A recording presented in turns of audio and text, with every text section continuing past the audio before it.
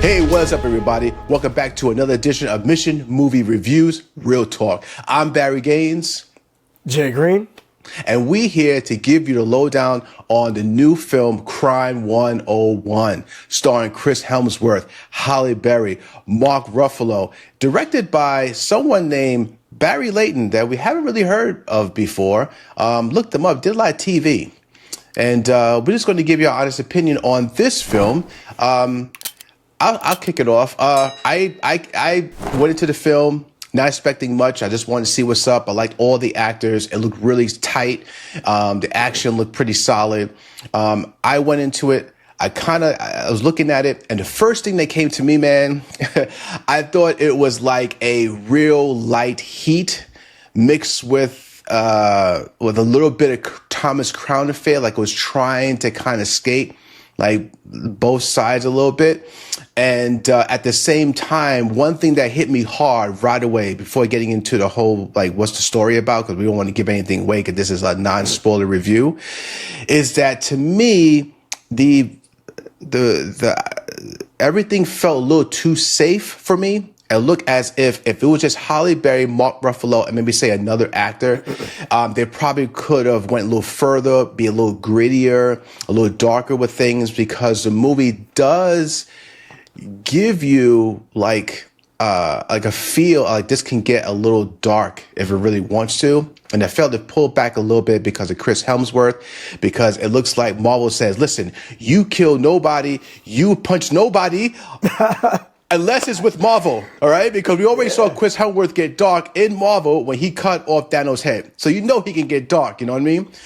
This one was like, no, not for you. Nothing for you. Nothing for you unless you're a Marvel. So you stay nice and tight, stay in that car and be nice and smile, you know, and just rob a little bit. Just a little bit, not too much, just a little bit.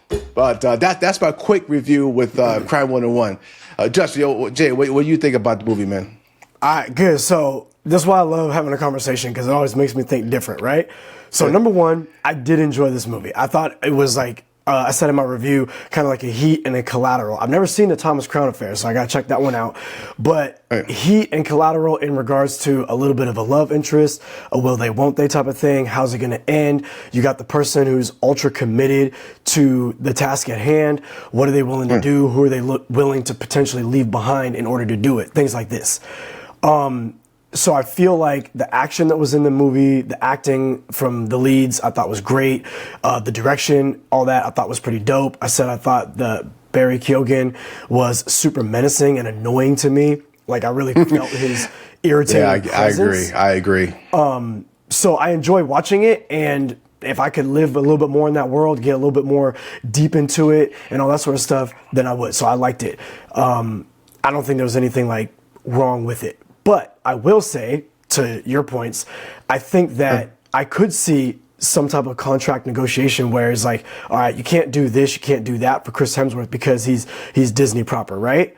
However, this is not a spoiler, but he is a loner, he is a lone wolf, and there's a scene when you can see he gets like escort service type swag. So you're riding that line. They don't show anything, but you're riding that line. So his character did have a lot of, or not, I'm not gonna say a lot, but I felt like his character did have layers to him where you're kind of wondering, because he's alluding to this like horrible backstory that seemed maybe reminiscent of the movie Four Brothers, where he was maybe adopted or something like that, and he had like 4 other technical siblings, and some ish really went down, but we don't really get too much of that. We get like just him mentioning it, that's about it. So we don't, I would like to maybe see more development to understand why he is the way he is here. Because in the movie, he's confident, he's demanding, but he's also reserved, timid, and like shy around girls. And it's Chris Hemsworth. Let's be real. He's an attractive dude. Probably don't have to have much game. He walks up to you and says, "So what's good?" And y'all gonna be like, "Okay," you know what I mean? And that's pretty much what happens in the movie. That's pretty much what happens, right? So it would have been nice to kind of see a little bit more of like, why is he that way? And then, like I said, I don't really feel like there's like too many like loophole or like plot holes that I didn't care for, but there's stuff to Halle Berry's character, there's stuff to Mark Ruffalo's character that if we got maybe a bit more development it could have risen up to that Heat standard. Because in Heat, they developed the characters very well on pretty much all sides. You kind of see like all aspects of them. So when the heat is on, no pun intended, you really understand why it's jumping off the way it's jumping off, why they're making moves the way they're making moves. And when they just throw their hands up and like, all right, forget it. You know what I mean? So I did enjoy it, but I do think that it had a lot of opportunity to expand more in certain directions. No, I agree. I think it's in a way, like I said, this one I didn't like. I know you liked. I didn't like as much. But one thing that I do enjoy in this movie that I say, I have to give much props to is number one, like you was mentioning Chris Hemsworth's character, right? You want a little more development. You want to see what made him the way he is.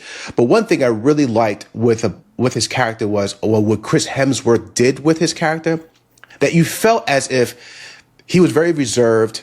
Like you said, he was awkward around women, but he was almost awkward just around life. If it didn't have to do with his work, he was very off kilter. And you never seen Chris Hemsworth ever play a role like that, where he was trying not to say much, like he didn't know how to express himself.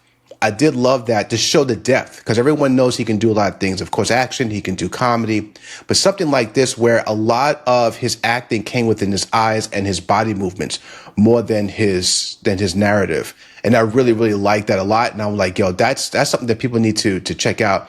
And there is one thing, without spoiling the movie, is that there is a character in there, and I did like what the director did with this, if people caught this, was there's a character that actually had it developed a little bit, the character developed a little bit like a crescendo, meaning that he started off looking real bad. And then when confidence came back and he had more of a purpose and he felt that he had to get something done, you see the change in him, where you saw the suit, the way he wore the suit is different. He started to shave. There was a difference, a very subtle difference, and you saw, and I caught that, and I love that they did that in this movie. So, not to spoil it, but if you guys look out for that if you notice it. Otherwise, I think on my part, I felt that Crime 101 could have been much more. I think there were one character that didn't have to be in there. They kind of threw it in there because it felt like, hey, that's a Hollywood thing. That's a storyline thing. You have to throw it in there. But there was no consequence. And the action was okay. It was pretty good. Like the action moments. Barry to me was, I love the fact that he has my same name. But he was really, really, I liked it. I liked what he did. I felt he can get darker. And they pulled back a little bit. I just felt it was a little too safe. Like when people really wanted to go a little farther, maybe the actors wanted to go a little more. They were like, no, let's just ease back a little bit now. We got Chris in the house. Ease up a little bit, And what he did, what Barry did was pretty good. So all in all, I think the movie is okay. It was all right. I think that if you do decide to see it, everybody, go to the theater and see it in the cinema. You can get a really good aspect of what Jay and I are talking about. What you say, Jay?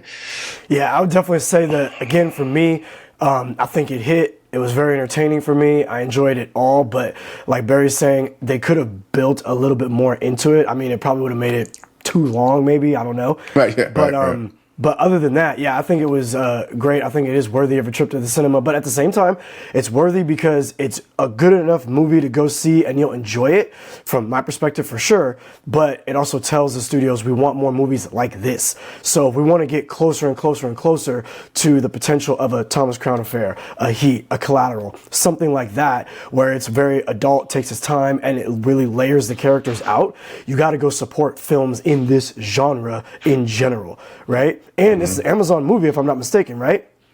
Yeah, it is. MGM. Yeah. So it's an Amazon movie. So remember, I gave much praise to Wrecking Crew that just came out, and I think it's getting like good praise as well. And a lot of people feel like that movie should have been in theaters, but it wasn't. Right. Whereas this movie was in theaters, but maybe it missed the mark on certain things. So check this one out in theaters. We'll get more like it. Let Amazon know we're feeling it. You know what I mean? That's what I say. That's what I'm saying.